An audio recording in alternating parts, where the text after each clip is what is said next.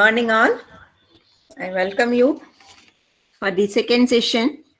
I welcome our resource person, Dr. S. Kalyani, ma'am. Welcome, ma'am. Ma'am, am I audible? Yes, ma'am. Ma'am, whether I am audible? Yes, ma'am. Voice is not that much audible, ma'am. Wait, checking the settings.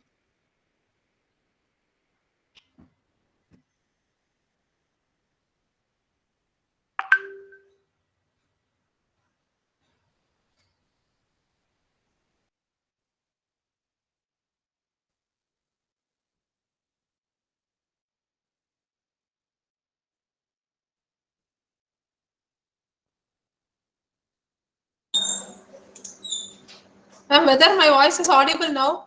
Yes, very clear, ma'am. Welcome, Okay. ma'am. Yes. Yes. Shall we start, ma'am? Yes, ma'am, we can start. Yes, I'm happy to introduce today's resource person, Dr. S. Kalyani, ma'am. She is multi-talented personality. She is a very good academician, administrator, and very good researcher. I'm very happy to introduce our resource person, Dr. S. Kalyani. She has completed her UG degree from Alagappa Chettiar College of Engineering and Technology, Karaikudi, and PG degree from Tyagaraja College of Engineering. She has secured 5th university rank in BE degree examinations and 1st rank in ME degree examinations. She has obtained Best ME Thesis Award from Tyagaraja College of Engineering, Madurai. Consistently obtained prizes and awards in school and college level for academic proficiency. She got PhD degree from IIT Madras in the year 2011 for the thesis work titled A Unified Approach to Power System Security Using Pattern Classifiers. She has a total teaching and research experience of nearly 20 years, and currently she is working as professor in Department of EEE and Dean of Examinations of Kamarajar College of Engineering and Technology, Tamil Nadu. She has awarded with Outstanding Faculty in Engineering by Venus International Foundation in the year 2017. She has nearly 80 papers. She has published nearly 80 papers in reputed international journals and conferences, including publications in IEEE Transaction. She has a Google Research Scholar citation point of 570 and H index of 12 and I10 index of 13 as on September 2020. She has undergone funded projects from TNSEST. She received grant from AICT under various schemes. She has coordinated 5 sponsored FDPs and 2 sponsored national and international conferences during her research career. She has acted as resource person in many workshops, FDPs, conferences, and seminars. As research supervisor, she has produced 2 PhDs and currently she is guiding nearly 8 scholars. Her research area of interest includes power system dynamics and stability, machine learning techniques, pattern recognition, artificial intelligence. She is the life member of ISTE, IE, and IEEE. With these few words, I welcome Dr. S. Kalyani ma'am and hand over the session to her. Please, ma'am. Yes, ma'am. Very warm and pleasant good morning to all the elite group gathered for this Atal FTP program. Hope my voice is audible. If you are having some voice breakage, please kindly inform me immediately. Yeah, ma'am, you can proceed. Yes, ma'am. Thank you. So let me share the screen. Please wait for a few minutes.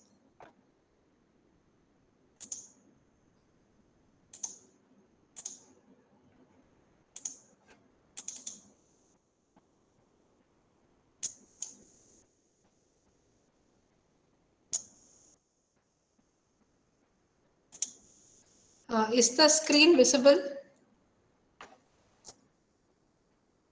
Yes, ma'am, visible. Yes. Okay. So first of all, I would like to express my sincere thanks to the management principal of KLN College of Engineering and also to the HOD of the EEE department and the coordinator of this Atal FTP program, Dr. K. Nyanambal ma'am, and other co-coordinators and other senior faculty members of EEE department. I have been associate with KLN for more than 8 years. I had worked in KLN for 8 years. So I'm very close to the college as well as closely associated with the college as well as the entire EEE department. So thank you for giving me an opportunity to connect with the teaching fraternity of this particular Atal FTP program who have shown their interest to participate and share my expertise and knowledge which I gathered during the period of my research and after my research also. So with these few words, I feel very happy to start my session with the blessings of Almighty. The topic which was assigned to me is Introduction to Support Vector Mission and its Applications. So a support vector mission, if you just think of it, I don't know how many participants are aware of this particular concept of SVM. So can you just put it in the chat box whether you are aware of this particular concept, support vector mission? Have you attended any programs earlier or have you applied this for your project or research? Can you just, one or two participants, can you put it in a chat box so that I will be able to know what type of audience I'm addressing to?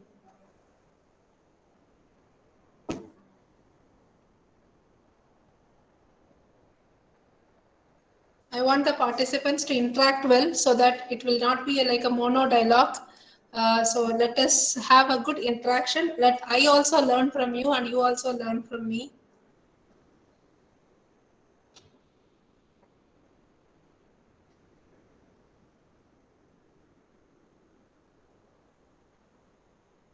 Yes, participants, are you aware of this concept of SVM? Have you heard of it? Have you applied it?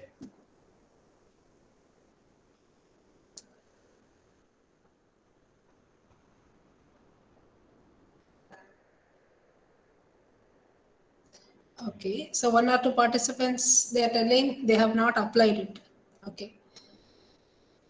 So seeing the answers put in the chat box, I assume that we are going to study detail in about the support vector mission and its applications, especially in the field of power system engineering. Okay. So before I go on to the direct concept of the support vector mission, let me just brief about what is artificial intelligence, what is machine learning, because support vector mission is one of the algorithm in the machine learning. So now people talk a lot about machine learning and it has gained vital importance in recent era in all the applications, not only in engineering domain or engineering disciplines, but also in other commerce and other science and other medical field. Machine learning is playing a vital role, artificial intelligence and machine learning. So it is very commonly called AI and ML. So only recently AICTE has given lot of avenues to start courses like BTech Artificial Intelligence and Data Science, and for the past 1 year we are having lot of colleges starting this course, which is going to be having a specialization in AI and ML.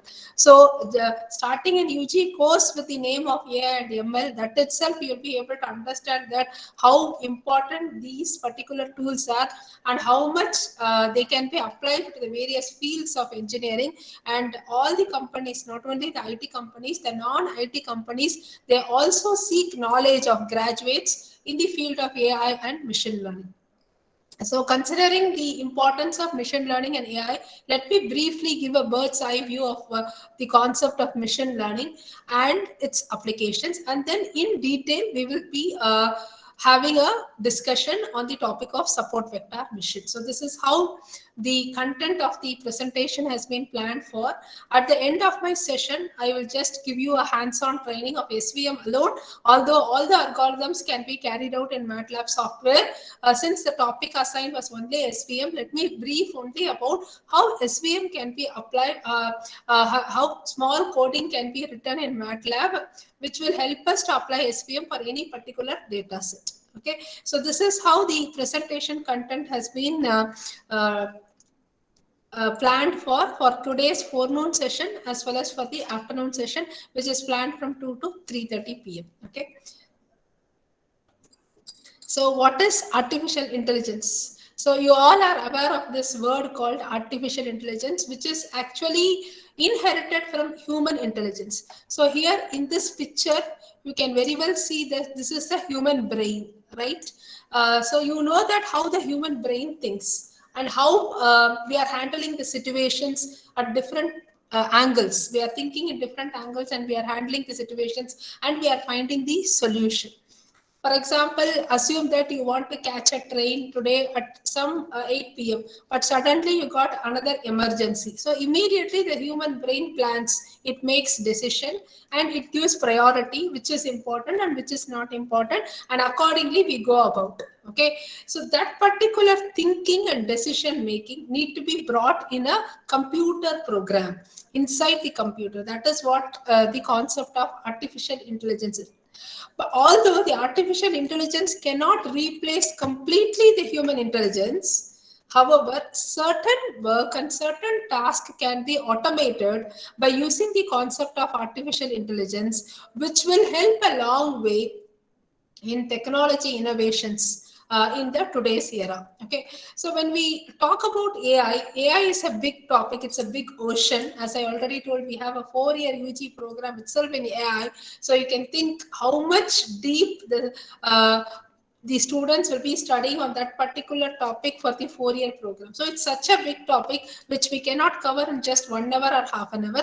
But however, let us know some keywords related to AI so that when you go back and work on your research or project, it will be easy for you to choose an appropriate tool for a problem. Okay, the main crux of this AI and machine learning is we have to select the appropriate tool for the appropriate problem. There are n number of algorithms, there are n number of methods available, but which is suitable for your problem? It is not that one tool is suitable for all problems. Okay, so it varies depending upon the discipline from which you come from, depending upon the type of the problem you address to. So in that aspect, when we talk about AI, we have different subdivisions in AI. One subdivision is machine learning, in which we are going to talk about SVM. And now this machine learning has evolved to deep learning. Now, people for the past 2 years, they talk more and more about deep learning, which is derived from the artificial neural network only, which is having more advantages when compared to the machine learning algorithms. And similarly, data analytics, that is also playing a vital role, predictive data analytics. For example, take the COVID situation, how we are able to predict how many patients are going to get affected, what will be the rate of the death in the month of March, in the month of April, day-wise, everything we are analyzing, different age group, how many people are affected in which age group, what is the prediction. So all such prediction analysis, wherever we require, we can go for machine learning algorithms or deep learning algorithm. So the first subset of AI is machine learning. What is the second one? It is nothing but speech recognition.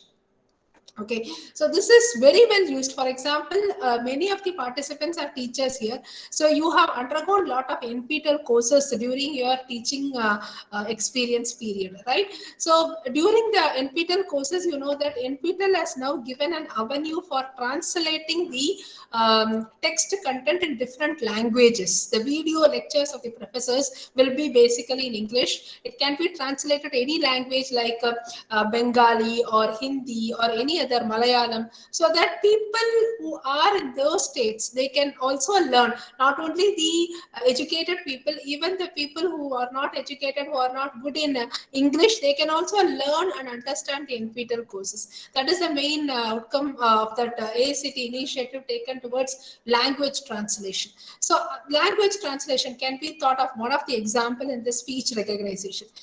Similarly, we do a lot of projects for physically impaired and visually impaired people. The next subset is vision, which is basically image recognition, right? So vision and image recognition, which is also one of the subset of AI, where all the people who are in the EC domain, they'll be working more on the image recognition analysis and pattern recognition analysis. The next one is language processing, which is very shortly called as NLP, that is natural language processing. Okay, so here we have subdivisions like classification. Here also I told about that NPTEL example. So that also comes under this NLP, translation, and data extraction wherever needed. We have to purify the data. We have to filter the data in such a way that the useful data alone is used for the next level of analysis or whatever it is. Okay, and we talk about expert system. You all know about fuzzy logic, so those things comes under the expert systems, and even neural network and optimization. Also, you all have been heard of genetic algorithm, particle swarm optimization, differential evolution. Now elephant herd optimization. Lot of new optimization techniques are coming by just inspecting the birds and the animal behavior.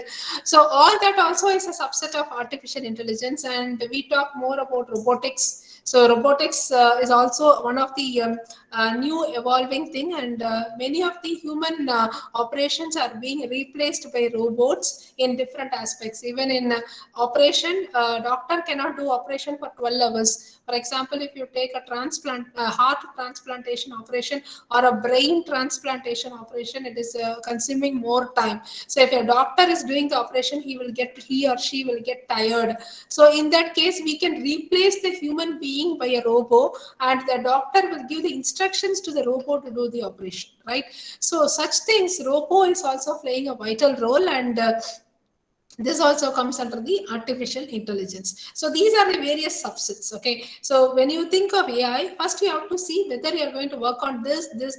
So first you select whether machine learning or NLP or expert system, in which tool you are going to take, and in that there are other algorithms in which you have to go deeper and deeper to select. Now, what is machine learning? So in this artificial intelligence, I have talked about everything, but we are going to go one by one. So here I am going to take machine learning, right? And from machine learning, I will go to SVM. So this is the flow. So what is machine learning? We all know the concept of learning. So learning is very important for a teacher. We should be a continuous learner, right? So we have to update ourselves in different aspects so that we can give more inputs for our students. Our students expect a lot of things from the teachers, right? So that is what is learning, which we are very well aware of. So what is machine learning? We are going to make the machine to learn, right? Through some computer program, they are going to make the machine to learn automatically. That is what is called machine learning. And the concept of machine learning was invented and developed by Herbert Alexander Simon. He is a Nobel Prize winner. He is basically an economics background, from economics background. So you just imagine in the year 1980 itself, the concept of artificial neural network and machine learning came into role. If you see the research papers in 1980, there itself we can see machine learning and artificial network. But only in 2000, after 2010, it has become so popular. After 30 years, nearly 3 decades. Why? Because they don't know how to apply or where to apply. So the concept is developed. So, my dear teachers, we should be very much aware that whatever ideas we think of, if it has no application, then it will not reach to the market, or it will not gain wide popularity. Only when there is an application for any concept, then only it can gain wide popularity, right? So that is how the machine learning, although it was introduced in the early 1980s, it became popular only after 2010, where it has got wide number of applications. So learning is any process. How Simon defines is learning is any process by which system improves performance from experience. Yes, very well, correct statement. So I, as a teacher, I'm handling some subject. Say for example, the same subject I'm handling machine learning techniques for my students. First time when I handle, my level of knowledge will be at some bar, right?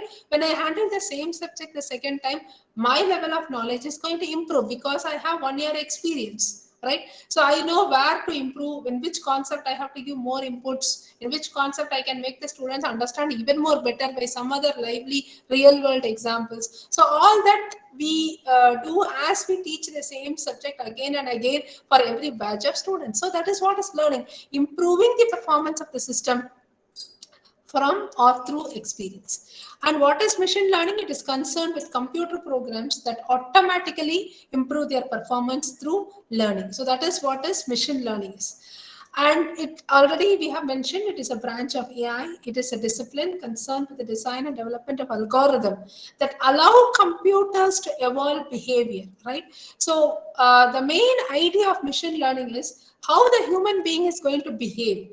Similar type of behavior we expect from the mission, computer mission also. So the algorithm should be coined in such a way, the coding should be written in such a way that it should be able to replace the human behavior to some extent. And it should, all this behavioral which the algorithm is going to do, it should be based on some statistical data, some numerical data, empirical data. And these data is the crux of this machine learning or any algorithm for that matter. If you are not going to feed the proper data, for example, I just tell you a simple example. Okay, if I want to be healthy, I should have a good food habits. If I don't have a good food habit, how can I be healthy? So what is my input? As a human being, I should consume good hygienic food, nutritious food, right? So similarly, for the machine learning algorithm, what is the input? What is the energy? The energy is the data. So whatever raw data you are going to feed into the system. And if the data is having a lot of ambiguity, and if the data is not correct and improper and incorrect data is fed, automatically your algorithm is going to fail. So data is going to be your raw material. So you should be very cautious in what are the data you are going to feed. And this machine learning, it is an approach to automatically learn. The very important point is handling complex data, complex pattern, right? Which we cannot even predict how the decision will be just by seeing the complex data, especially highly non-linear. If you see our power system, all the studies in power system, they are highly non-linear, they are dynamic, highly cumbersome, which is a highly interconnected system. So handling such a non-linear and dynamic system, definitely machine learning plays a vital role rather than the conventional algorithms like Newton-Raphson or Runge-Kutta or whatever we use for various studies. So study of computer algorithms that improve automatically through experience is only called machine learning. And these are the references which you can refer to know more and more detailed about machine learning. The first one is a textbook.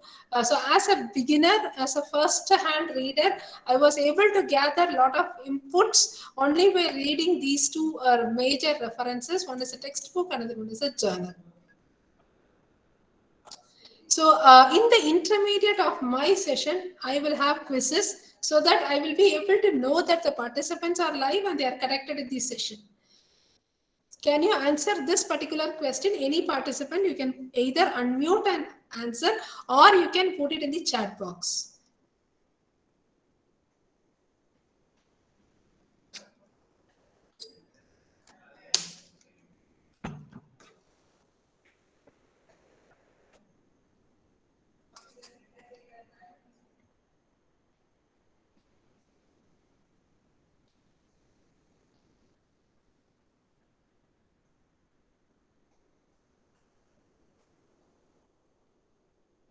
Yeah, expecting answers from participants. Participants, please put the answers A, R, B, or C like that. Yes, good. Yeah, Kabalesh sir has put A.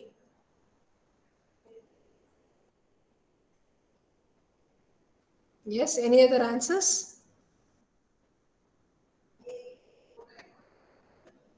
Shanti madam, C. Good. Participation is important. Winning is not important. Winning is secondary. Participation is important.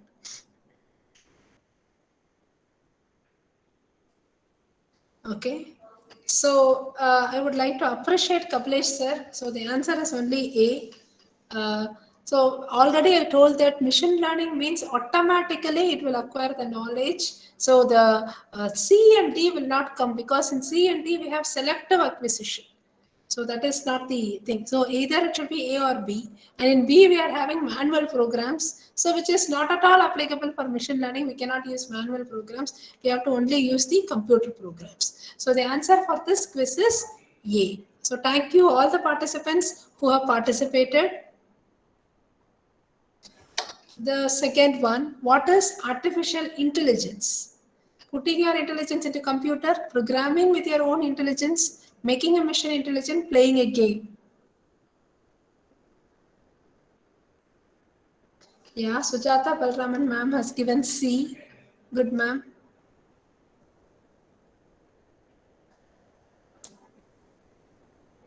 Shanti ma'am has given C. Yeah, Kablesh sir also C. Good. Okay, we have good number of participants answering the quiz. So let us see the answer. The answer is C, making a machine intelligent. So it is not putting you cannot put your intelligence, whatever you think you cannot put into the computer, that is not possible. And if you are having one level of intelligence, the computer is having some other language. And if you program with your own intelligence, computer will not understand what you dictate. So the B is also ruled out. And D is also ruled out because there is no connection with this playing a game and all. So the only option is making a machine intelligent. How much you are going to make a machine intelligent by incorporating all the features which you expect the machine to do automatically. Now, having understood what is AI and what is machine learning, what is the need to go for machine learning? As I already mentioned, we need to have automatically, we need to adapt, the system need to be automatically adapting the various situations. That is, it should be very robust in nature.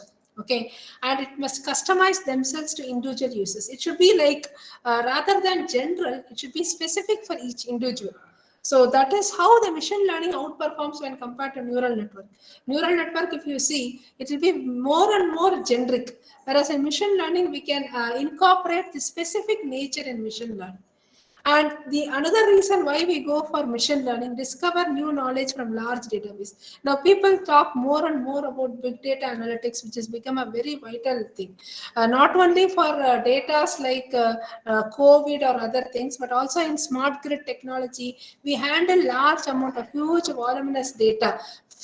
Just to take example of solar panel. So the solar panel, we are monitoring how much of power output we are getting from the solar panel every minute or every second. So you can see how much amount of data is involved in the solar panel system. So in order to handle that data itself, we can go for machine learning algorithm. So whenever we have large data and we don't know how to handle the data, and the data has some meaningful information, we can extract that information by applying the tool like machine learning, right?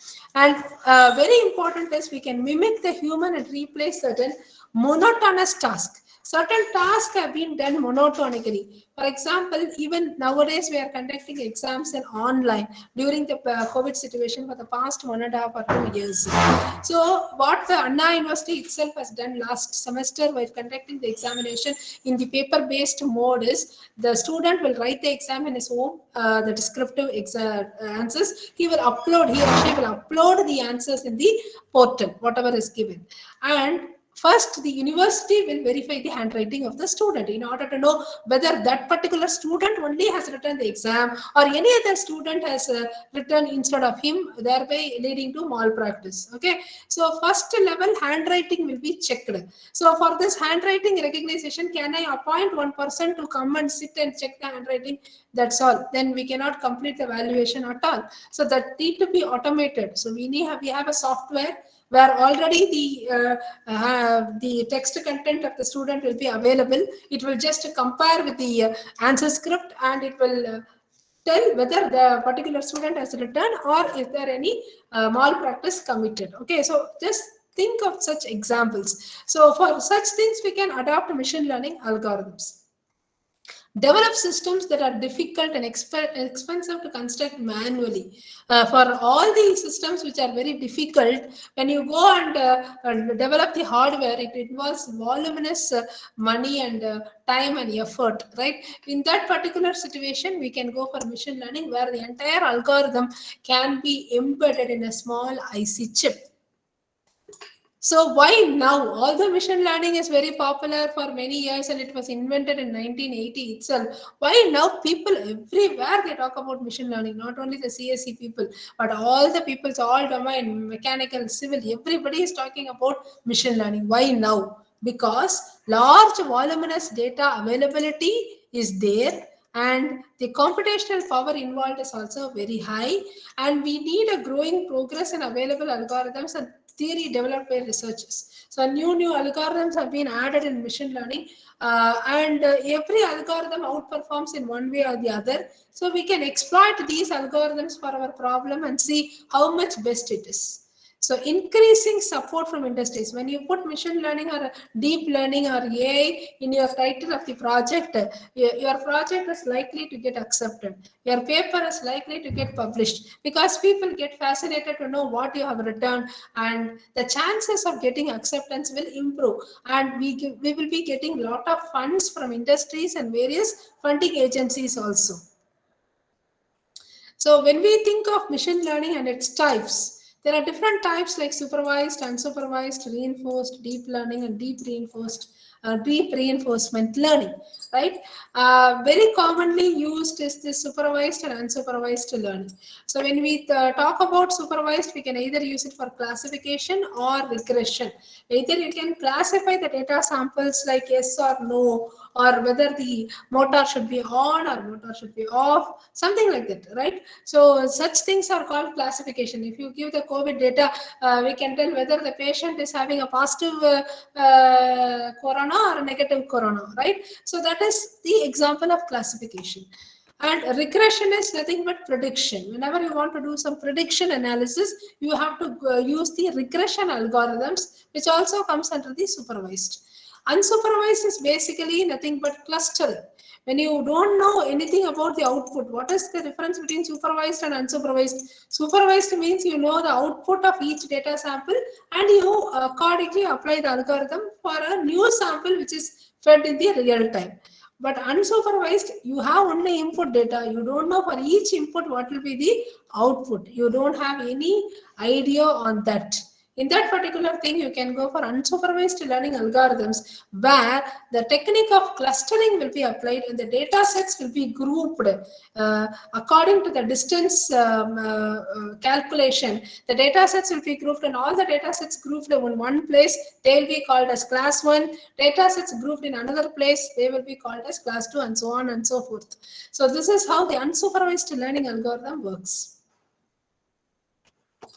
So this is how I have mentioned, and we also have semi-supervised learning, which is a combination of both the supervised learning and unsupervised learning, where we have few data samples are labeled. That is, for few data samples we know the output, and whereas for some other data samples we don't know the output. That is the meaning. When that is the nature of the data set we are having, we can go for semi-supervised learning algorithm.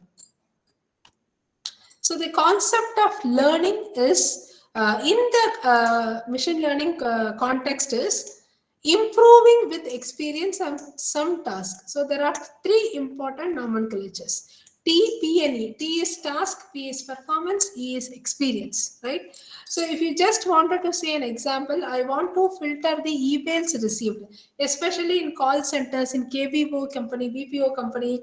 In such companies, they just attend the phone calls and they attend to the various mails only, right? They don't do any real-time project and all. So in such companies, what they will do is they want to identify which are the mails. Every day, some more than 1 crore mail will be coming to them. So it's very difficult to read and find out which is immediate priority, which is not immediate priority and all. So in such case, we have to go for email filtering algorithms. Okay, automatic email filtering. So for automatic email filtering, you can see how machine learning is applied. The task is identify the spam emails, that is, emails which are not useful are called spam emails. Okay, and what is the performance? How will you assess the performance of the algorithm? How many percentage of the emails, spam emails that were filtered are correct? Okay, and how many percentage of non-spam or HAMP emails that were incorrectly filtered out? Out of 100 emails, 90 emails have been called as spam and 10 emails have been called as non-spam. So whether that percentage 90 and 10 is correct, or is there any misclassification happened there? That is how the performance is measured. E is experience. What is experience? A database of emails that were labeled by the users previously. Previous day or previous month, they have labeled each and every email. That can be given as input, and for any new email, it will identify whether it is a swamp email or non-swamp email. So, which of the following statement is not true? Can anyone answer this? Whether ML algorithms learn from prior experience, data redundancy affects the performance of the ML algorithm, learning using ML model improves with experience of a specific task, artificial intelligence is different from machine learning. So which of the following statement is not true? That is false. Among these four, which is not correct? That is what we are asking.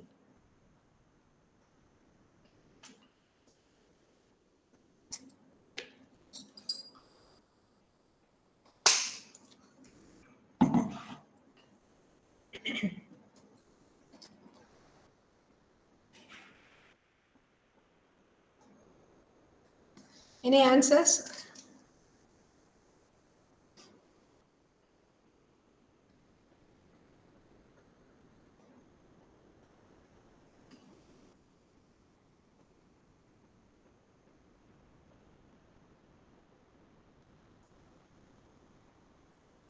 Hello?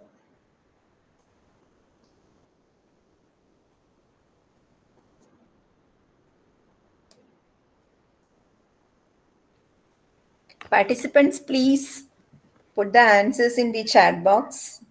Put the option either A, B, or C, or D. So only I have given it a multiple choice. I have not given it as a fill up. Fill up means you have to mention the word.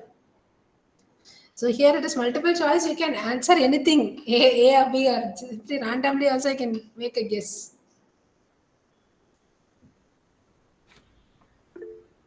Yeah, Madam Sujata ma'am has given D. Dr. Champa Nandi sir has given D.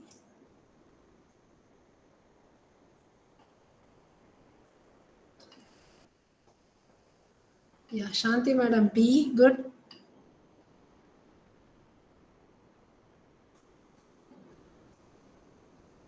Okay. Let us see the answer. So the answer is D, right? So which of the following statement is false? That is what is the question is, right?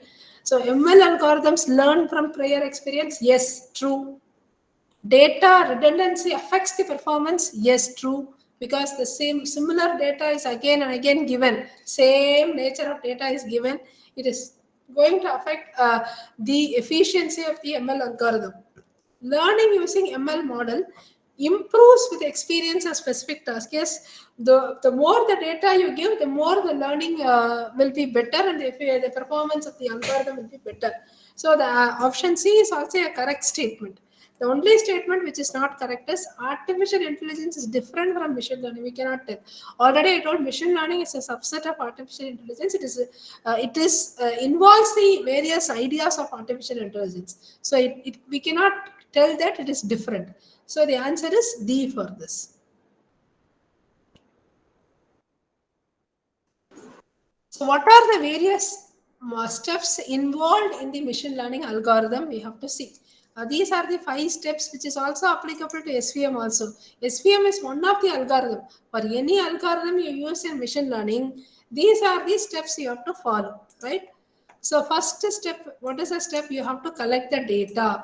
After collecting the data, you have to do the pre-processing. That is data normalization, data filtering, data scaling, whatever you call, right? So collect huge amount of data from the real world scenario through sensors, through laboratory experiments, or through simulations, whatever you want for temperature, voltage, current, depending upon your problem, whatever data you need, you have to collect it. You do the filtering and the scaling of the data. That is these two belongs to step 1.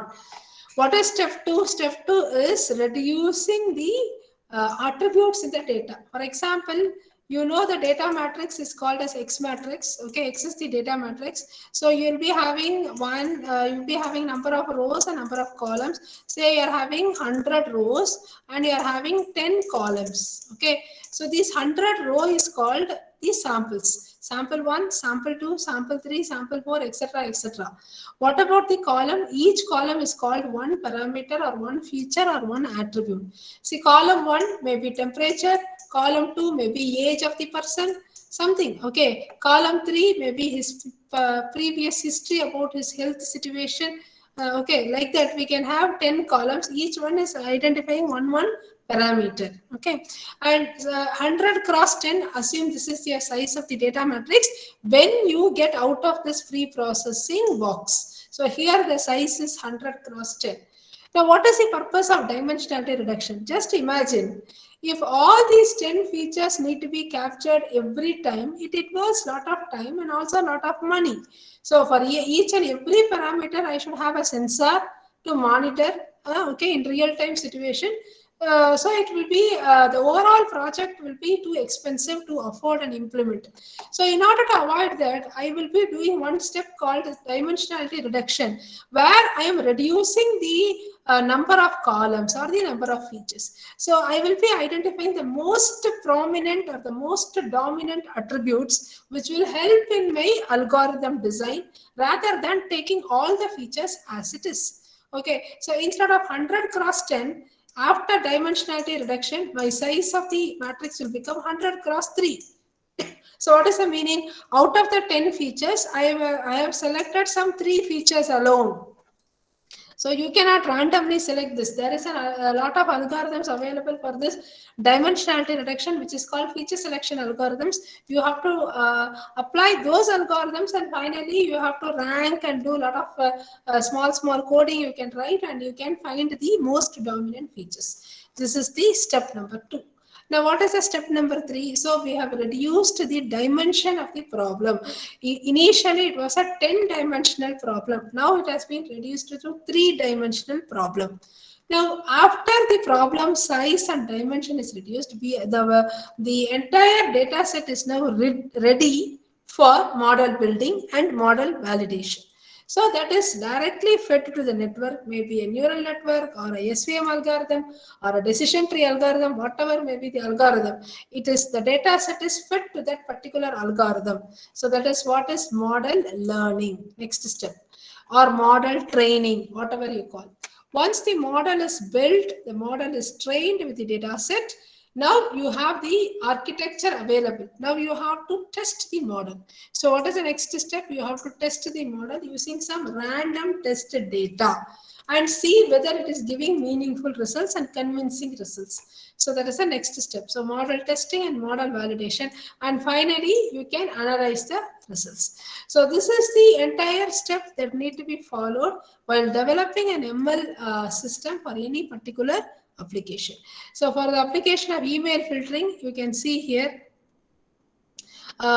here the data is the measuring devices. The data is nothing but sensed through email server, where in email server all the emails will be received. So your measuring device itself is your server only. Then we are going to pre-process the data by identifying the number of recipients, size of the message in kilobytes, number of attachments in the mail, number of CCs, that is they have marked copy to in the subject line, all those things. Okay, and the next step is dimensionality reduction, where they'll be reducing, instead of 5 features, why don't I have just 1, 2, 3 to do the classification. Okay, then model learning, and finally model testing. So when you have the main cruxes here, model learning and model testing. So which is called the classifier here, because we are addressing the classification problem. So the classifier may be either linear or non-linear, but linear classifiers are not normally used because our problem itself is a non-linear problem. But nevertheless, we will start with linear classifier to understand the concept better, right? So assume there are only two parameters out of the 5 features. I am taking 2 features. One is the new recipient, another one is the email length. Now, based on this here, if you see new recipients and email length, based on these 2 features alone, I am going to, these are the input attributes. I am going to find the target attribute, whether it is a swamp mail or a hamp mail. Hamp is a useful mail, swamp is a not useful mail. So the red dots belongs to one category and the black dots, or sorry, the blue dots belongs to one category. Assume that this is the hamp mail and this is the swamp mail. Okay. So when you want to just plot, assume we are having 100 data or say some 20 data we are having. So based upon the value of new recipient and email length, I'm giving either it is a swamp mail or a hamp mail. So accordingly, it will be given red color or blue color. Okay. If the data points by nature itself, if it is like this, after doing the plotting, if the data points by nature itself, they are separated. Here they are separated by nature. Okay. We need not have to do anything. So automatically we can draw a straight line or a boundary which will separate the class 1 label and class 2 label. But we have to draw this line with suitable angle. Okay, so that is only the second diagram. You can see this line, this slanting line can be in any way, here, here, here. We have to find which is the most optimal, which one is the most optimal. Okay, so that is one of the thing. Any one of this would be fine, but which is best we need to select. Now coming to here, in this case, assume that here you have one red dot, here you have one blue dot. You are drawing a line to separate, but how many errors are there? There are 2 errors. That is, one blue has been wrongly classified as red.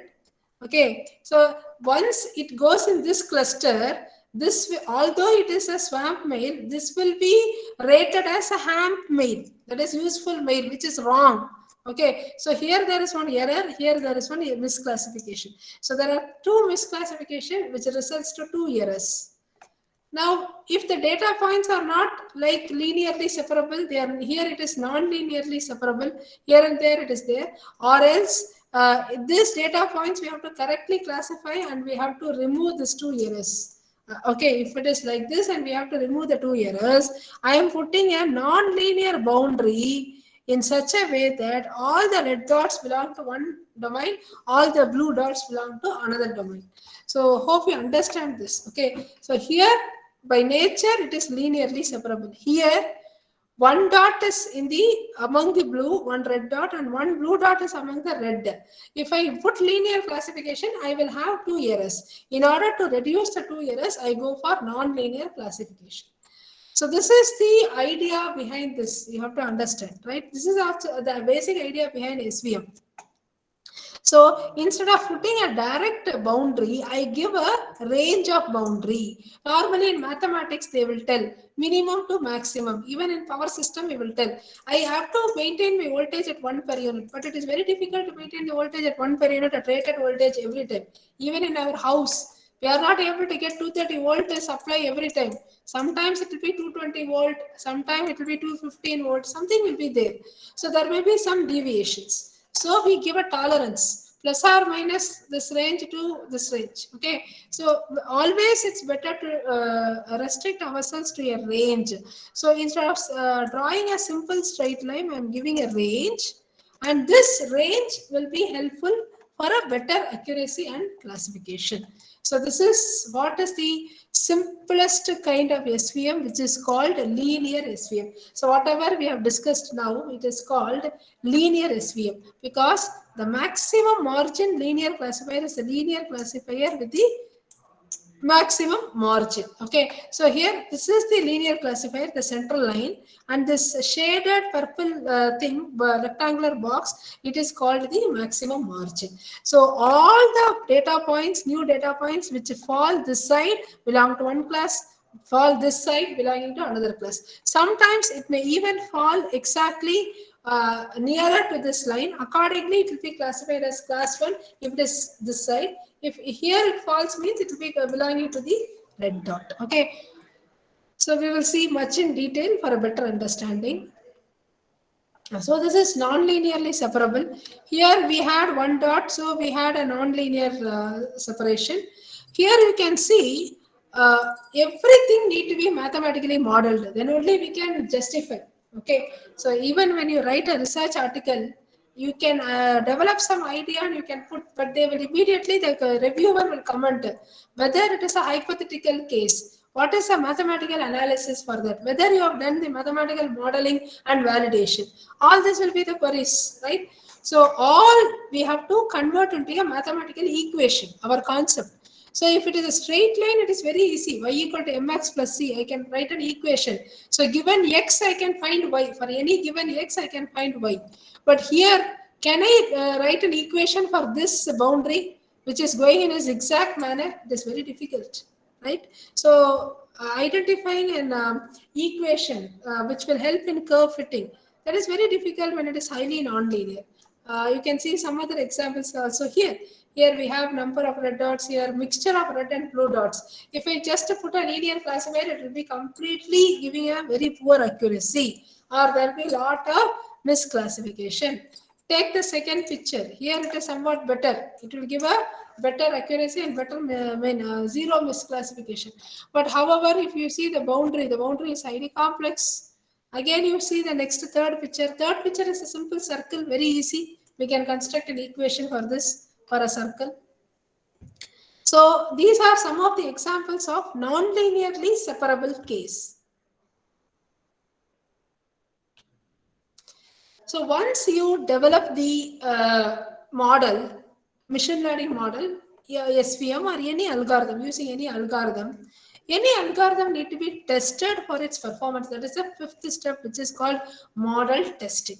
So in order to test the performance of the model, we have certain performance measures. So when you apply this, when you write a research paper after applying machine learning algorithm, any algorithm, you have to do a data interpretation analysis and performance analysis. First, you have to give a detailed result on your data which you have captured, which is given as input to the SVM algorithm. So that is one particular part which should be focused on the results. The second part is you have trained the classifier, your classifier is working, you have generated some results. So how the performance of the classifier is measured using various parameters. There are a number of parameters. Few parameters I am discussing now. If you refer research articles, you can get some around 12 performance parameters are there to evaluate the performance of the classifier. So we randomly select a portion of data, we train the model on the training set. Once the model is trained, we run the model on remaining instances, which is called the test set samples, to see how it performs. Now, you take this particular example. Here we have one red dot mixed with blue dot and one blue dot mixed with a red dot. So I am creating a matrix called confusion matrix. What is this confusion matrix?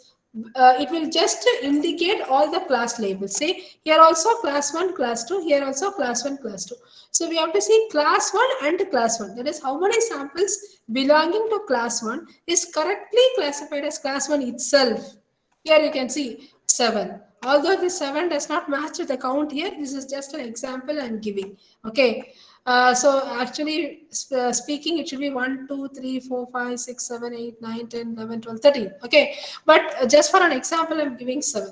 How many samples which should be classified as blue is wrongly classified as red? One sample. So here it is 1. Okay. Similarly, how many samples belonging to red is wrongly classified as blue? Here in this case, it should be 1. Just for an example, I am putting it as 0. In this case, it should be 1. How many red and red are correctly classified? So this is called confusion matrix, right? In this confusion matrix, the half diagonal elements, they play a vital role. They are going to give you the performance analysis of the classifier, how many misclassifications are there, how to bring this to 0. We have to work on by retraining the algorithm or changing the parameters, the user-defined parameters in the algorithm.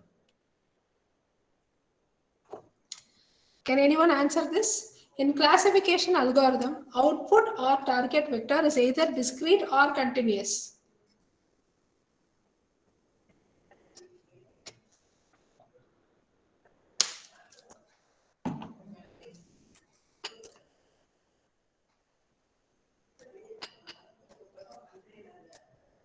Yeah, discrete.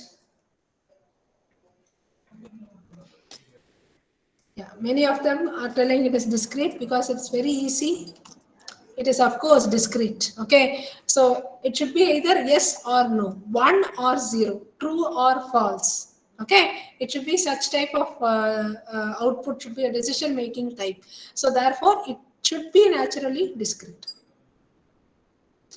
So when we go for applications of ML in real-time world, that is in all the areas, not specifically power system, in any domain for that matter, all these, the circle gives a broad applications of the ML. It can be used in speech recognition, image recognition, automatic language translation, medical diagnosis. For example, in COVID data prediction, machine learning has been widely used. IIT Madras has published a lot of research papers last year in 2020 based upon the COVID data. And stock market trading, online fraud detection, okay, like in cyber security we call, no? So there also we can apply machine learning. Virtual personal assistant, email filtering, which we have seen now, and self-driving car, which is called autonomous vehicles, and product recommendation, which product will be suitable for which customer. Even for example, identifying the college for the engineering studies, which college and which branch will be suitable for a student, that we can do machine learning. We can apply machine learning and we can give a like a prescription, doctors giving prescription when we go and meet him. Similarly, we can give a prescription for the student, according to you this will be more suitable. So we can have a automatic algorithm to select that. And traffic predictions, all these are some of the examples. And this particular thing, although it is not related for teachers, it will be applicable for students, because lot of companies, if you see in campus drives, most of the IT companies, they are coming, they ask questions related to machine learning to the students, even though the student is a EEE student, mechanical student, or any other branch. So this particular website can be shared with the students so that they will be able to know what type of questions is frequently asked in this topic in various companies like IBM, Infosys, Capgemini, etc. So this can be shared with the students by the teachers. I will give you one example to make you still understand the concept of machine learning better. So example is credit scoring. Okay, so what is credit scoring? That is the title of the project. Differentiating between low risk and high risk customers from their from their income and savings. Okay, so based upon the income of the customer and the savings you are going to get from the customer, we are going to have high risk customer and low risk customer. We are going to classify either it is a low risk or a high risk. Simple model: if income is greater than some set value theta 1 and savings is greater than some set value theta 2, then low risk, else high risk. So if income is also greater and savings is also greater, automatically that customer belongs to low risk. That means he will be able to handle any situation in the future, right? So that is what is drawn pictorially here. So theta 1 is the threshold for income, theta 2 is the threshold for savings. So this is the boundary line separating the thing. Okay, so here I am going to classify some customers. So here it is becoming like a 4 quadrant. I am classifying some customers as low risk and some customers as high risk. So here you can see the notation. This circle with the check is called low risk. Circle with a small line is called the high risk customers. So all these 3 quadrant 1, this one, all this belongs to high risk. Whereas only this one belongs to low risk because your income is also high, savings is also high. If any one is low, it is like a AND gate. You all know about AND gate. Only for one it is 1, for all other cases it is 0. Similarly like that. So whether income is low or savings is low, they belong to high risk customers. Okay, so these are the various applications which I have already mentioned related to machine learning. So this is simple example to make you understand how to differentiate between class label 1 and class label 2. In machine learning context, learning under the presence of a teacher is called as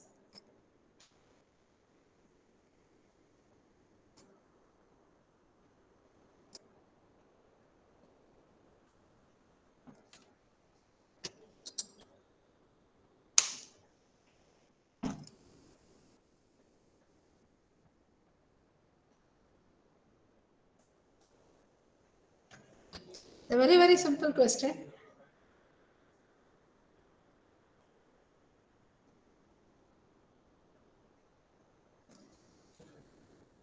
Yeah, C. So obviously it is C, because learning under the presence of a teacher is called as supervised learning, because the teacher will be monitoring the process of learning. It is like in a classroom, the teacher is teaching and the students are taking notes, they are doing some worksheets, whatever it is. So what is confusion matrix? So I told that the performance measures of the algorithm is very important to validate the algorithm.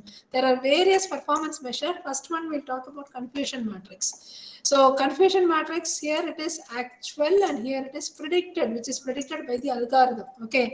So here we have to see true negative, with the negative negative and positive positive. So these two are the maximum. This should be maximum, that is the diagonal elements. So these are the false positive and false negative. These represents the misclassification. Okay, how many positive has been misclassified as negative, how many negative has been misclassified as positive. So only it is called false positive and false negative. So you should be able to find the confusion matrix once the results are generated from the SVM or any other algorithm. Just take this example. You have giving a test image to your trained model. Okay, you are just giving an image, and the model should tell what type of animal it is. Okay, whether it is really a dog or a cat, whatever it is. So correct label is what? As soon as we see this, we are able to see it is a dog. So if it is correctly identified as dog, then the classification is correct. If it is wrongly identified as a cat, then it leads to misclassification. So you have to compare the prediction with the correct label. So this is the prediction and this is the correct label. So these two output will be compared and the accuracy will be predicted. So what are the other performance metrics? I told you, there are a lot of performance metrics. So when you apply machine learning for your problem and when you present your work in the research article, you have to take all these measures and you have to give the results of all these measures in your paper. Okay. So first is accuracy. It's very simple and easy to understand. Accuracy means you are giving 100 samples as test samples. How many has been correctly classified? Okay. So far we have been discussing only about binary classification, that is yes or no. But we can also go for multi-classification where you'll be having label 1, label 2, label 3, label 4. Okay. Or even more than that. Maximum 4 labels will be given. If you want even more than that, you can have. That is called multi-classification. But whatever we have seen so far in this session was a binary classification. So accuracy is very simple. How many samples you give, how many has been correctly classified. So how can everything can be obtained from the confusion matrix. So from the confusion matrix, what is accuracy? The total number of samples will be the sum of all this. Tn plus Fp plus Fn plus Tp will be the denominator, the total number of samples. What is accuracy? Accuracy is the diagonal element, Tn plus Tp. So here you can see Tn plus Tp divided by total number of samples is called accuracy. Okay. Well, okay. What is the next parameter? Precision. So what is precision? Precision is class agreement of the data labels with the positive labels given by the classifier. Okay, just assume this. You are going to do the COVID data prediction using your machine learning algorithm. Assume that you are feeding the data of a patient which has been taken from the laboratory or some means, right? Suppose if the patient is declared as corona positive, Okay, what will happen? The patient will be immediately subjected to treatment. But suppose, as per the data samples, the patient is not corona positive, he is a corona negative patient. So you are misclassifying a corona negative as a corona positive, which is highly offense, which is not acceptable, right? So such things need to be avoided. Okay, so we have to know which is more important in our class labeling: secure, insecure. Secure is more important. I can classify an insecure as a secure as a insecure. No problem. That itself is a misclassification, but the level of severity will be less there. But if I classify a insecure situation as a secure, then secure means we are not going to take any action. Insecure means immediately we will take action. So an insecure situation is classified as secure means that will be going out of our eyesight. So that need to be avoided. So in order to identify that, we are going for precision. So what is precision? Precision is nothing but only the positive cases we are taking. Okay. So the total number of positive cases is TP plus FP, and how many has been classified in the positive TP. So only in class label 1, how many samples belonging to class label 1, in that how many has been correctly classified. That is called precision. Okay. Next one is sensitivity. What is sensitivity? Effectiveness of a classifier to identify positive labels, also called true positive rate. The other name for sensitivity is TPR, true positive rate. So what is the difference between this and this? Here also we are going to see how much the positive labels have been identified. So here you can see in the confusion matrix, TP plus FN. So let me discard this. TP plus Fn, that means this one. So this is only positive, row positive, row column positive. We are taking and we are finding the ratio based on this. That is called sensitivity. How much your problem is sensitive. Okay. So instead of FP, we are putting here Fn. That is the change in the formula. Now, what is the next opposite of the sensitivity? The opposite of sensitivity is specificity. Okay, so here you are having the only change here is instead of P, you will be having N. So instead of P here you put N. Instead of P here, you put N. Instead of N, you put P. Okay, it is just like a toggle, like a NOT gate, 0, 1. So these two are like mirror image of each other. Okay. Next one is F1 score. This is also very popularly used. Once you find all these 4 basic performance measures, other things are derived from the above. So you can find F1 score using this formula, which will give the combination of both precision and sensitivity in a single metric. So based upon the F1 score, you can assess the performance of the algorithm and how best your algorithm has worked. Similarly, geometric mean. It is also the combination of sensitivity and specificity in a single metric. An area under the region of convergence curve can be arrived by using this formula, which will be a combined metric based on the receiver operating characteristic space. There are a lot of research articles where they have published these performance metrics. You can very well go back and you can apply the data values numerically and you can get a better understanding of these performance metrics. So this is called ROC curve, which I have mentioned, area under the ROC curve. So ROC curve, it looks like this. So here you are having the x-axis is the false positive rate, that is FPR, okay? And this is the true positive rate. And this is the ROC curve for a no skill classifier. This is the ROC curve for a skillful classifier. That is, this classifier is good, this classifier is bad. Okay. So it is perfect skill classifier. If you have a data point here, that means it will be classified correctly. If the same data point is put here, it will be completely misclassified. So you can see here the definition of ROC curve. An ROC curve, which is called the receiver operating characteristic curve, is a graph showing the performance of a classification model at all classification thresholds. This curve plots two parameters, true positive rate and false positive rate. So here we are taking true positive rate as this one. Okay. Similarly, you can find false positive rate also. So false positive rate will be just you have to find how many samples belonging to negative. In that, how many has been correctly classified. Okay. So true positive rate and false positive rate you can put, and you can see a lot of graph here. So here you can see this is the purple color, which is the perfect classifier.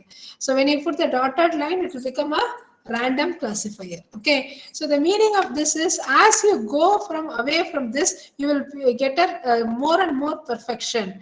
Whereas if you go downwards, you are becoming more and more worse in classification algorithm.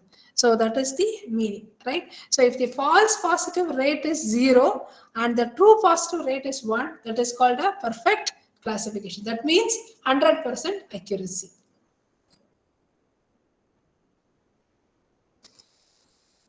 So these are the model performance metrics.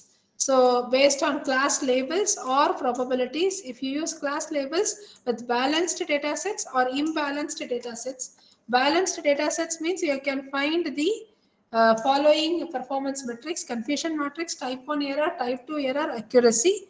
So type 1 error, type 2 error is nothing but how many misclassifications are there with respect to positive and negative. Positive can be taken as type 1 and negative can be taken as type 2.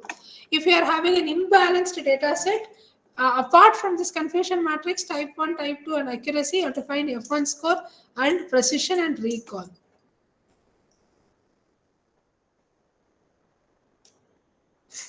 So a further illustration with the numerical example is given here. So a person is coming to bank to get a loan. Okay, either it can be a good loan or a bad loan. So here it is the reverse process. For bank, they have to repay the loan. If they don't repay the loan, the bank manager will be in trouble. So therefore, good loan is called 0, bad loan is called 1 in this particular case.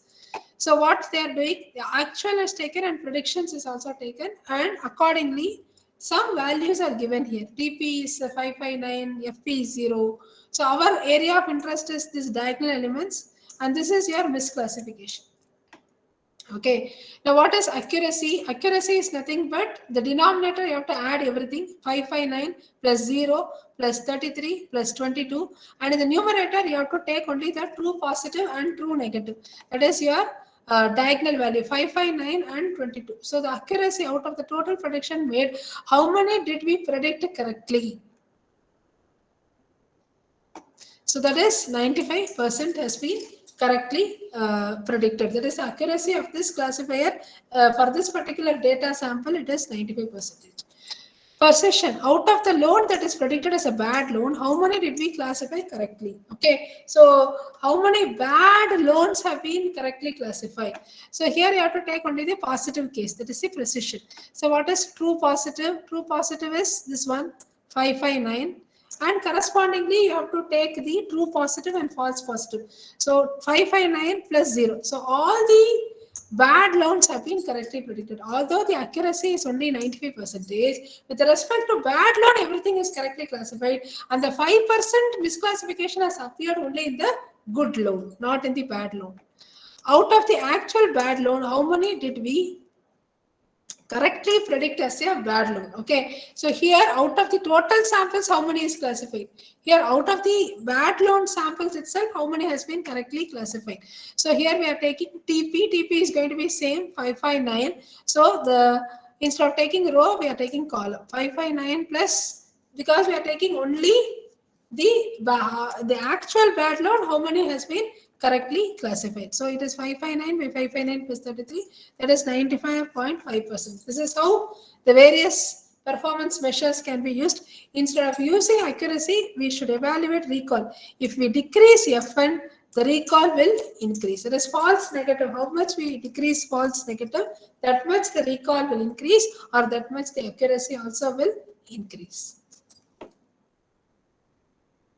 So initial stage, it may be a little bit confusing to you, but if you work on the data with lot of understanding, if you work on the numerical data for your problem, it will be very easy for you to understand and interpret. The most widely used metrics and tool to assess a classification model are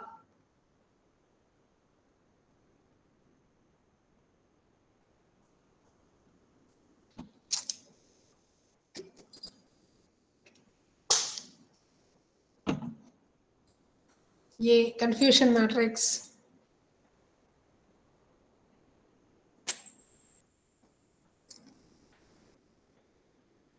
Any other answers?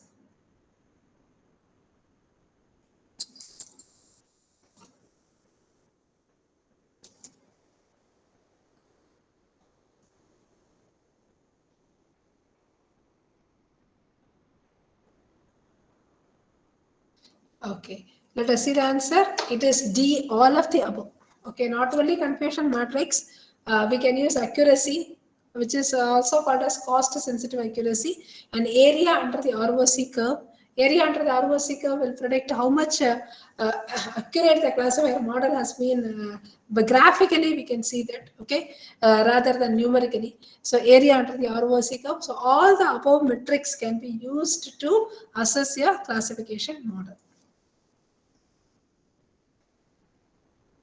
So this already we have seen the steps involved in developing a machine learning algorithm. I just wanted to go one by one each step. First step is data generation. I already mentioned we can have a data sample generated either through sensors or experiments, and we call it as a data matrix X, which is, for example, if you have 100 samples with 10 features, it is 100 cross 10. So this is what is called data generation or pattern generation. That is the first step. So in this 100 samples, you have to have some samples for training and some samples for testing. Normally, we can have 80% of the samples for training and remaining 20% for the testing. So your training, your X should be divided into X train and X text. So X train will be having 80 cross 10 as the size.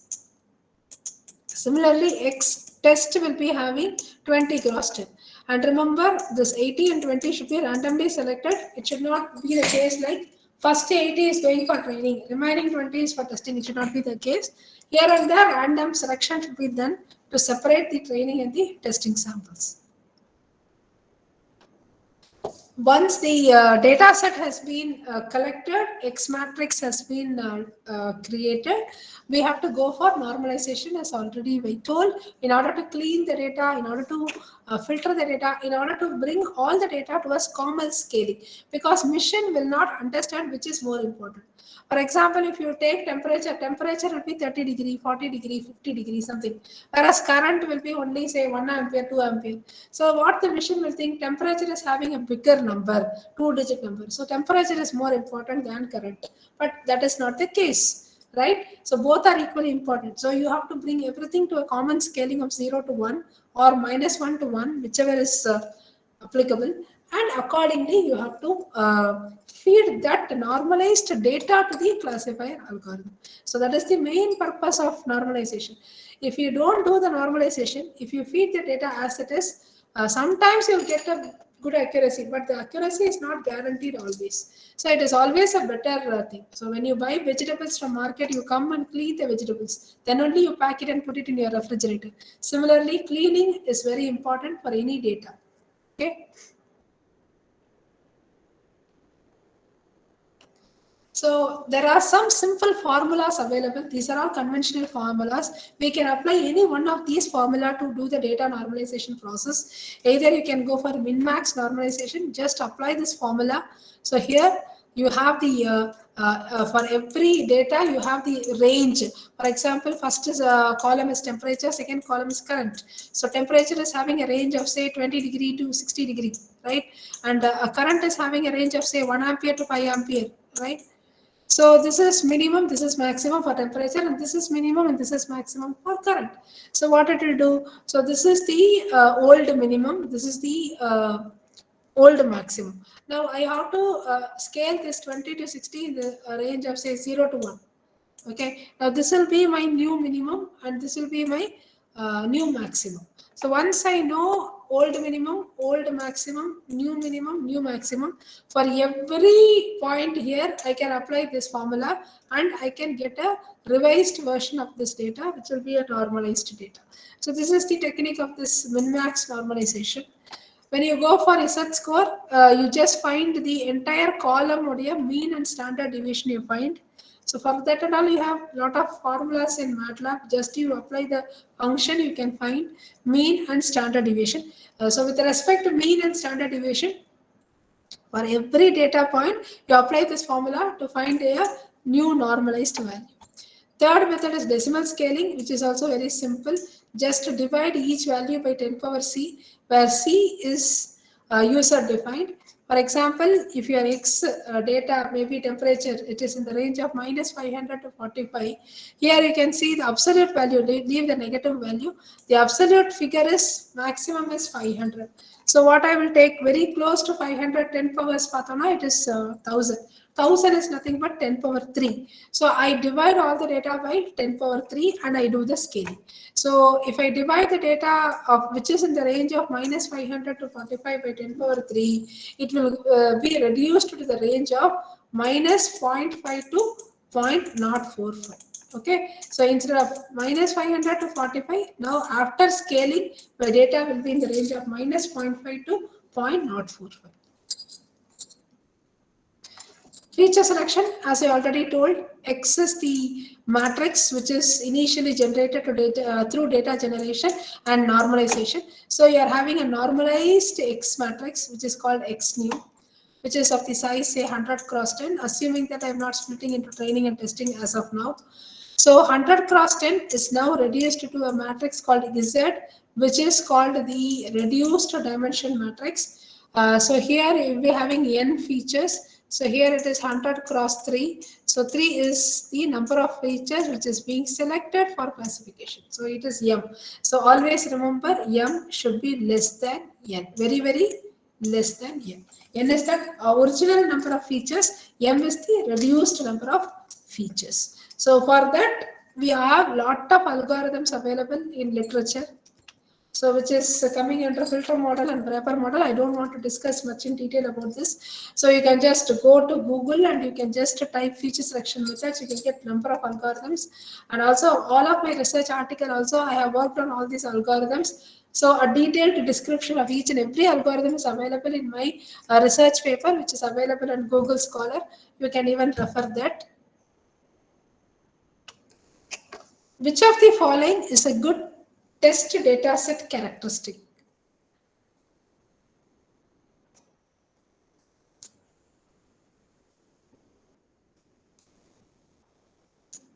So when you have test data set, how the test data set should be there? What should be the characteristic of a good test data set?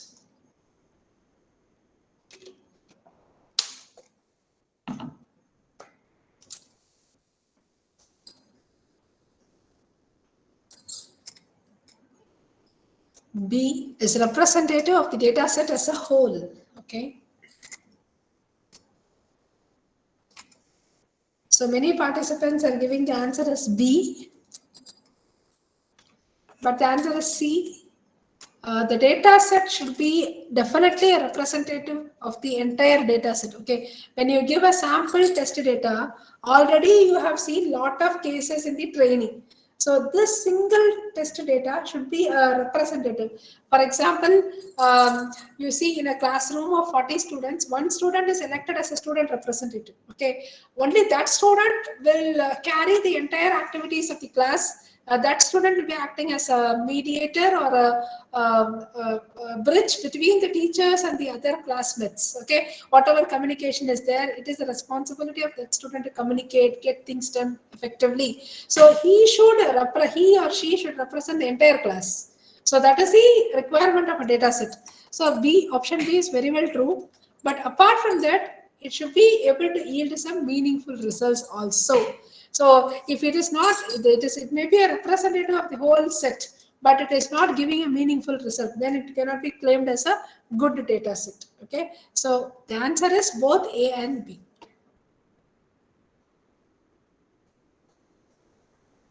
So I already told that once the data generation is over, the data normalization is over, the feature selection is over, now I have my data exactly ready to train, to be given as an input to the model which need to be trained. Maybe SVM or decision tree or anything I used to tell, right? So supervised algorithm, it may be a supervised algorithm or it may be an unsupervised algorithm like Navy Bayes, support vector machine, decision tree, random forest, k nearest neighbor, anything. Unsupervised means it may be a principal component analysis, it may be a k-means algorithm. Reinforcement means it may be a Q-learning algorithm. Of course, I am not good in reinforcement because I have not used such algorithms for my research or project. But supervised and unsupervised, I have used it, right? So we have to select the appropriate. Here only the major challenge is there. Algorithm selection and then training. So if you have selected SVM, among this, here I have listed only few. The list is many. Okay. So if you have selected SVM, then how are you going to train and how are you going to evaluate the model which has been trained? So training phase is whatever we have seen so far after building the model is called training phase. In the prediction phase, what will be done is directly a raw data will be coming, a raw test data will be coming. The prominent features through the feature extraction algorithm will be extracted. Only those particular features will be extracted and it will be applied to the model which is already trained and built. It is your machine learning model. The trained classifier will finally label to which class that new input sample belongs to, whether class 1, class 2, class 0, class 3, whatever it is. So training part is the above, the dotted line, and prediction phase is nothing but testing part.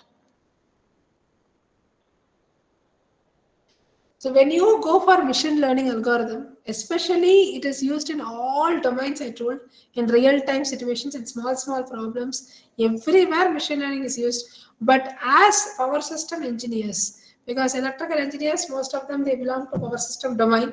So if you are interested to address certain power system problems, many of the faculty may be doing research in the field of power system, but you want to apply machine learning, you don't know whether machine learning will be suitable for your problem. For all these problems, machine learning is highly suitable. It may be power prediction from renewable sources, it may be a wind power generation, solar power generation, or hydropower generation. In all the three, for power prediction from renewable energy, SVM is a vital tool which is used. So this has been taken from literature. Already in the literature, they have exploited all these algorithms to do the power prediction. When you want to assess the physical health of the grid, SVM is a SVM or any other machine learning algorithm. You want to know the wear and tear of this grid, how much strong the grid is, or how much strong the equipments in the substation are. The health monitoring status, SVM or any ML algorithm is very much suitable. When you want to do optimal sizing and location of distributed generation microgrid, again, machine learning plays a vital role. When you want to do optimal energy management, both at generation side as well as at the consumption side. So smart metering is a very good example of towards consumption side. So there you can apply the concept of SVM by using the various data which is being collected. So one of my research student is working on that smart metering. You see the data collected in the smart metering.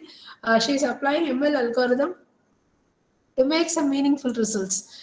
Optimal operation of smart grid in all the fault detection and control side, SVM can be used. That is what we are going to. The second session is about SVM and fault diagnosis. We are going to discuss in detail about that. Okay.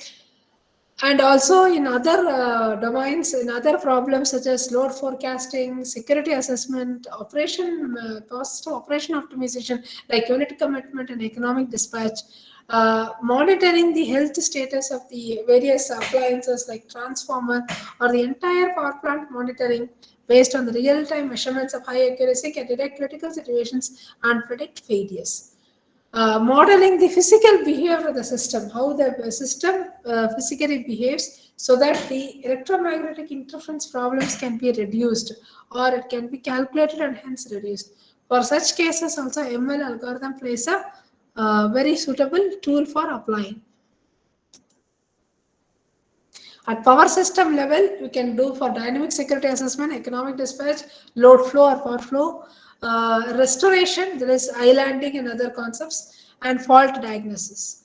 At power system component level, any component health monitoring can be done, forecasting of wind power or solar power can be done, prediction of electromagnetic fields due to inductive interference, and aiding the application of the finite element method to solve electromagnetic field problems. So here also this one plays a vital role. So these are some of the major applications of ML, but in many of the power system problems, even in contingency analysis or facts modeling and design, everything we can go for SVM. Wherever there is a non-linearity, wherever we need a class label, even you can identify which fax device will be more suitable for the particular transmission line, either SVC or TCSC or EPFC, anything. For that also we can apply SVM. So this is in general in renewable energy system. Here you can see where and all machine learning has been applied. Machine learning in forecasting, machine learning in grid management. Here at all forecasting. It may be solar, it may be compressed fuel. Okay, it is the heat and combined heat and pump. Okay, and then wind. Everywhere you can do for forecasting. Machine learning is a very suitable tool. It is called regression. So we are going to study about SVM in detail, where SVM can be used as a classifier or regression. Classification is different, regression is different. Okay. So everywhere SVM plays a vital role. Machine learning for sizing and location. In electric vehicle, machine learning again plays a vital role, especially in the field of battery management system. The field of battery management system, machine learning plays a vital role. Even in motor selection, converter design, we can very well go and apply the concept of machine learning tool, and we can make the things more and more automated. Okay, so one of my research scholars is also working in the field of battery management system using machine learning and IoT. Okay. So this is our future power grid, how it looks like. In terms of high voltage network, here every point will be an intelligent point. That means we will have distributed generation everywhere. The residential people will be serving their own load or demand by having their own power production. Okay, so this is how the future power grid will be there, and we'll be having local storage, like what we call electric vehicle. We'll be having a local charging station to charge the vehicle and move upon the roads. Okay. So among all these ML algorithms, so I have already mentioned either it can be supervised or unsupervised. So these are the various algorithms which has been classified under conventional neural network, machine learning, clustering. So here I am going to talk about only one particular classifier, which is called SVM, right? So I think post lunch we will have a detailed discussion on SVM and its application. Although I have taken one session to elaborate the concept of machine learning, because whatever we have studied in this concept of machine learning, or whatever concept has been disseminated to you, the same steps, everything is applicable to SVM. So in SVM, we are only going to see the concept of SVM, what are the types of SVM, right? How to design an SVM model for a particular application, and we will see one example and also hands-on training in MATLAB. Any doubt up to now?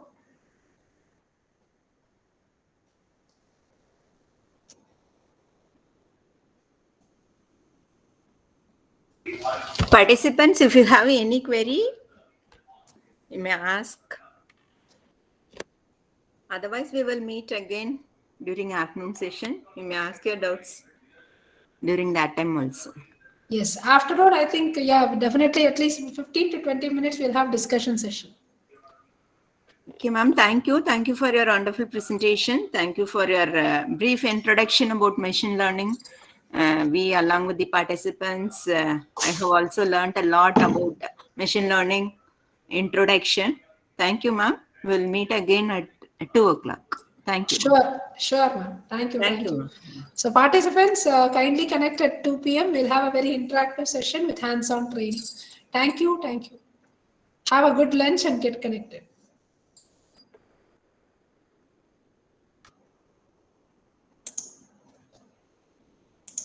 Participants, please connect exactly at 2 o'clock so that we will have a further discussion about the application of SVM to power systems. Thank you. We'll meet again at 2 o'clock.